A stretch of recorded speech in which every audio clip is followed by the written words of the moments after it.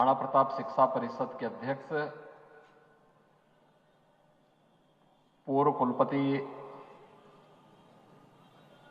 Professor Uday Pratap Singh ji,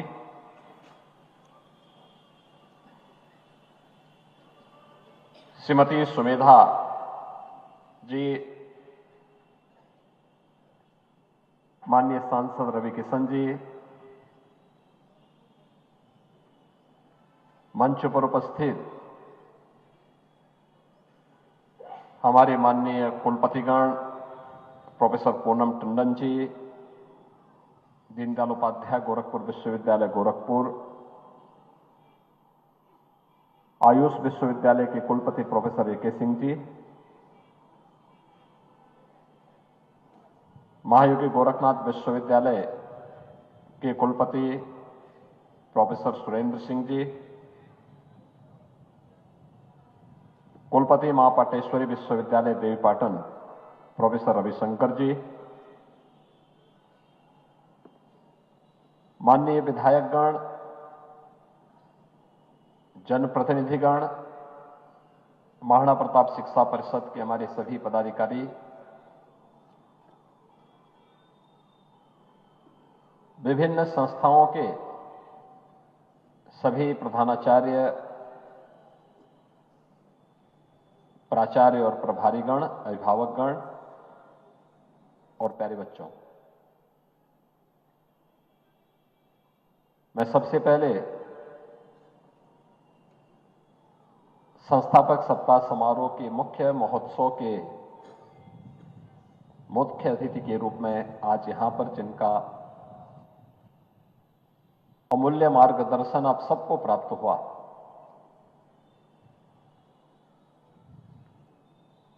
देश के प्रख्यात समाज सुधारक और नोबेल शांति पुरस्कार से सम्मानित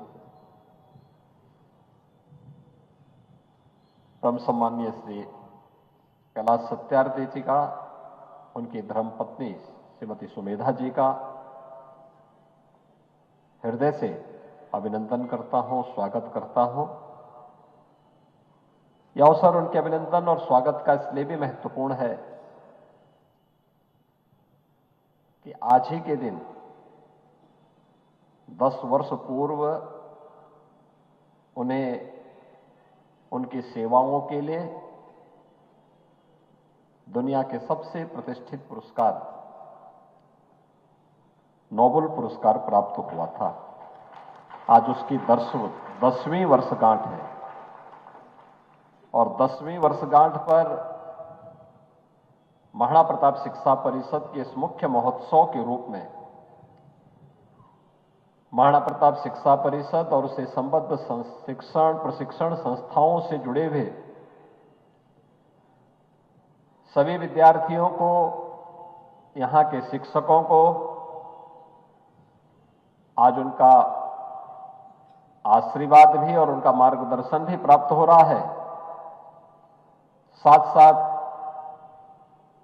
इसी बहाने महाराणा प्रताप शिक्षा परिषद उनका अभिनंदन भी कर रही है। मैं इस अवसर पर उनका एक बार फिर से हृदय से अभिनंदन करता हूं, स्वागत करता हूं।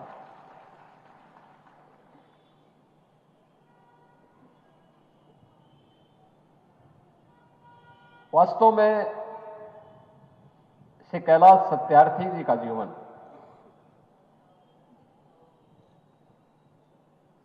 जीवन के प्रत्येक क्षेत्र में कार्य करने वाले उन तमाम लोगों के लिए एक प्रेरणा है और खासतौर पर युवाओं के लिए, जो किम कर्तव्य विमूढ़ किसी स्थिति में रहता है, बहुत बार असमंजस की जिस स्थिति में रहता है,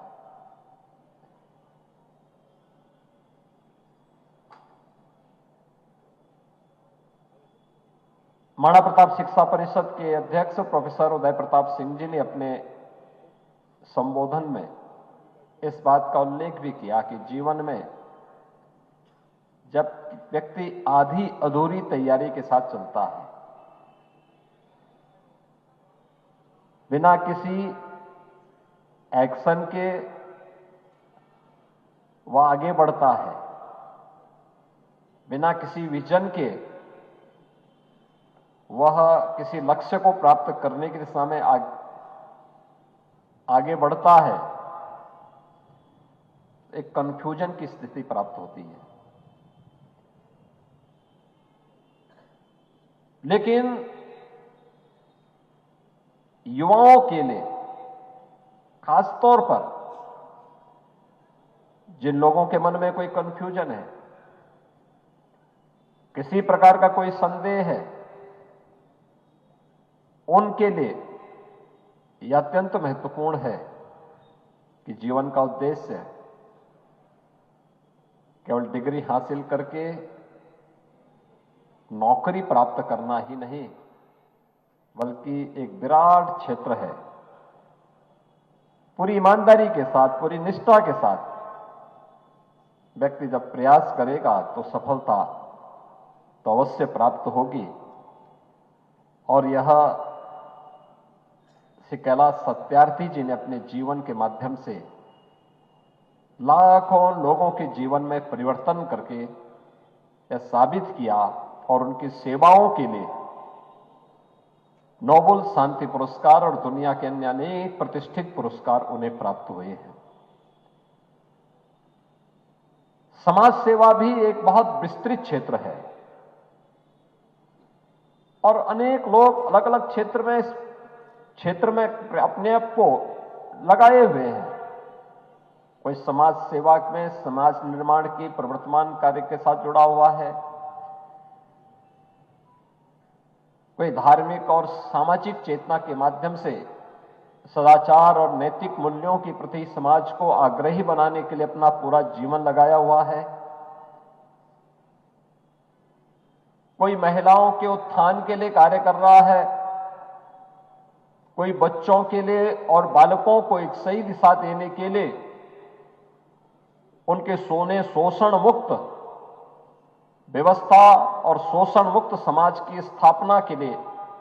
अपना पूरा जीवन लगाया हुआ है, कोई अन्नदाता किसानों के जीवन में परिवर्तन करने के लिए लगा हुआ है, और कहीं ना कहीं जीवन के किसी एक क्षेत्र को चुनकर के व्यक्ति अपनी रुचि और अपने रूप भी कोई एक क्षेत्र चुनकर के उस लक्ष्य को प्राप्त करने की दिशा में आगे बढ़ सकता है। महाराणा प्रताप शिक्षा परिषद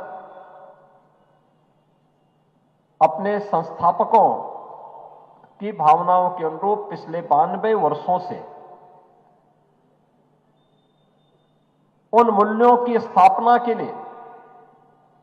उन आदर्शों के लिए समर्पित भाव के साथ कार्य कर रही है, जिनके लिए महाराणा प्रताप शिक्षा परिषद के संस्थापकों ने अपना जीवन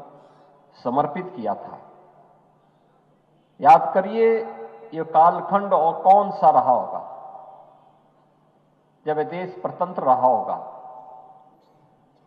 गुलामी की बेड़ियां इसे जकड़ी हुई थी। बहुत सारे लोगों के मन में तब भी कन्फ्यूजन रहा होगा कि हम तो एक गुलाम देश के नागरिक हैं, कैसे काम चलेगा। लेकिन तब भी महंत दिग्विजयनाथ जी महाराज ने 1932 में महाराणा प्रताप शिक्षा परिषद की स्थापना करके युवाओं के सामने एक लक्ष्य रखा कि गुलामी से की बेड़ियों से मुक्ति का माध्यम कोई और नहीं बन सकता, बल्कि उसके लिए एक आदर्श हमारे सामने होगा महाराणा प्रताप का। स्वदेश और स्वाभिमान कैसे होना चाहिए, वह महाराणा प्रताप के त्याग और बलिदान से हमें प्रेरणा प्राप्त होती है। राष्ट्रवादी शिक्षा को माध्यम बना करके हम राष्ट्र धर्म के प्रति अपने आप को समर्पित भाव के साथ आगे बढ़ाएंगे, और फिर जो कार्य प्रारंभ हुआ वह निरंतर आज महाराणा प्रताप शिक्षा परिषद की न केवल पदाधिकारियों के मार्गदर्शन में, बल्कि विभिन्न शिक्षण, प्रशिक्षण और सेवा के प्रकल्पों के माध्यम से आगे बढ़ता हुआ पूर्वी उत्तर प्रदेश में शिक्षा के लिए, शैक्षणिक गतिविधियों को आगे बढ़ाने के लिए कार्य कर रहा है। आज यहां पर अपनी 92वीं संस्थापक सप्ताह के इस कार्यक्रम के अवसर पर जो विभिन्न प्रकार के कार्यक्रम आयोजित हुए हैं, जिनमें 800 से अधिक ऐसे विद्यार्थी जिन्होंने विभिन्न प्रतियोगिताओं में भाग लिया और कोई स्थान प्राप्त किया। प्रतिभागी तो बहुत लोग थे, लेकिन वे विद्यार्थी जिन्होंने अपने परिश्रम से, अपनी मेहनत से अपना स्थान बनाया, आज यहां पर मुख्य अतिथि के द्वारा कुछ ही देर में उनका सबका सम्मान होने वाला है। तो मैं इस अवसर पर उन सभी विद्यार्थियों को जिन्होंने कार्यक्रमों में सहभागिता की, प्रतिभागी बने, उन सबको भी बधाई देता हूं। और जिन्होंने उन प्रतिस्पर्धाओं में भाग लेकर के कोई स्थान प्राप्त किया है, उन्हें विशेष रूप से बधाई देता हूं कि उन्होंने अपनी प्रतियोगिता में अपना स्थान बना करके अपने आप को साबित किया है। इसमें आप देखेंगे अलग अलग पक्ष से जुड़ी प्रतियोगिताएं हैं। सामान्य रूप से विद्यालयों के स्तर पर योग्यता छात्रवृत्ति मिलती है। योग्यता छात्रवृत्ति काफी लंबा समय होता था, तो उसे सॉर्ट करने के लिए एक व्यवस्था बनाई गई। योग्यता छात्रवृत्ति हर शिक्षण प्रशिक्षण संस्थान 11 दिसंबर को अपने अपने विद्यालयों में सभी विद्यार्थियों के सामने योग्य छात्रों को उपलब्ध करेगी।